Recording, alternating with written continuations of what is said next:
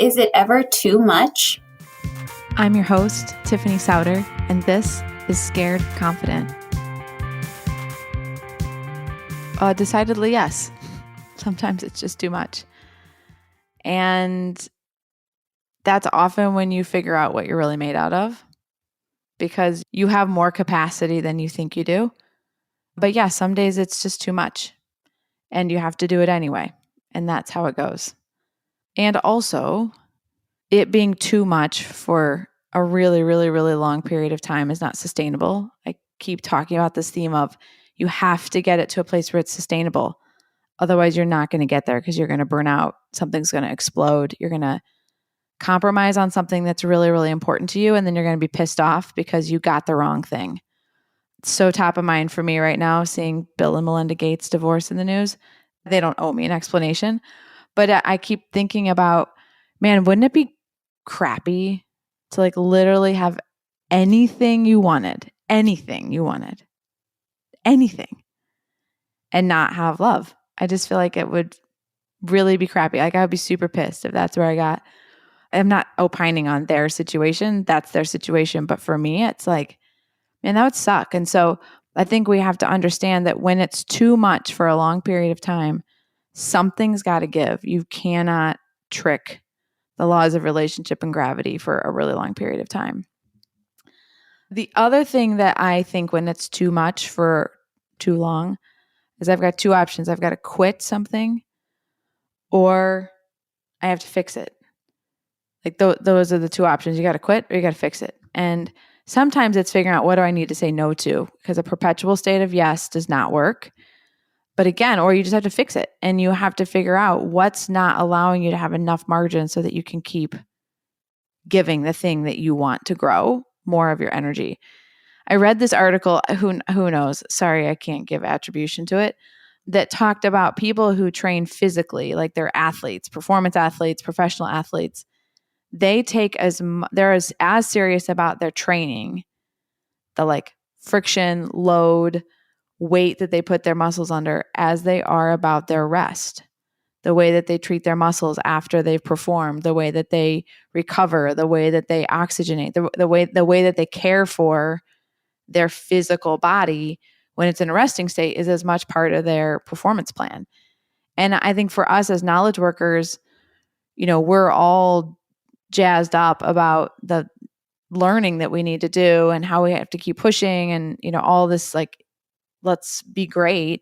But we're really not very generous to ourselves when it comes to what does a state of rest need to be so that we can show up really well from a performance perspective. And again, for me, some of my things are I don't watch TV during the week in the evenings. I found that to just be a massive time suck for me. Instead, I just go to bed.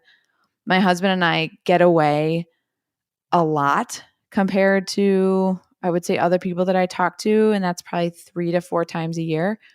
And it's not always for a long week. Sometimes it's just a weekend, but that just recharges us, and that's really important. So like spending the time and money on that, while always it's inconvenient, 100% of the time I don't want to plan it, 100% of the time I don't want to pack, and 100% of the time I don't want to transfer the chaos of the house to some person who's going to come in for the weekend. I never want to do that.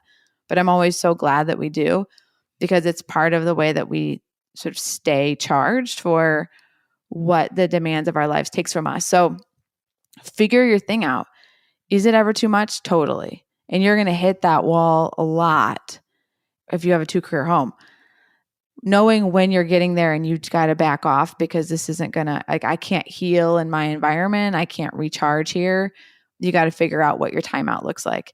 And honestly, sometimes for me, it's like sending the kids to the basement, setting the hour or like the timer for 90 minutes and saying like, I don't want to see anybody for 90 minutes. Like I just can't. I can't hear one more nut, mom. I can't get somebody a drink of water. I can't see a mess. I just can't. I need you guys to go downstairs. And that's fine. They need to see that that's okay. I need to recharge. I need to take a nap. I need to just close my eyes. I need to not hear noise, whatever the thing is. And that's okay. And I tell them, I'm maxed out, guys, right now. And I need to get my head back. And then I'll be able to re-enter our space, the happy mom that you want me to be. I just need a break. And that's okay. I think it's good for us to be honest with our kids in that way because it's a super normal part of being an adult. We don't have to pretend forever.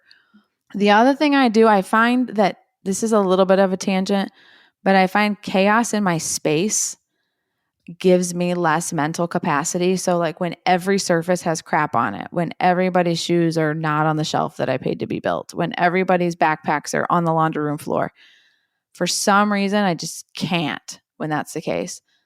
So I've got 3 girls that can lift things and me. And I'm like, if everybody gives me a half hour, that's effectively 2 hours of cleanup.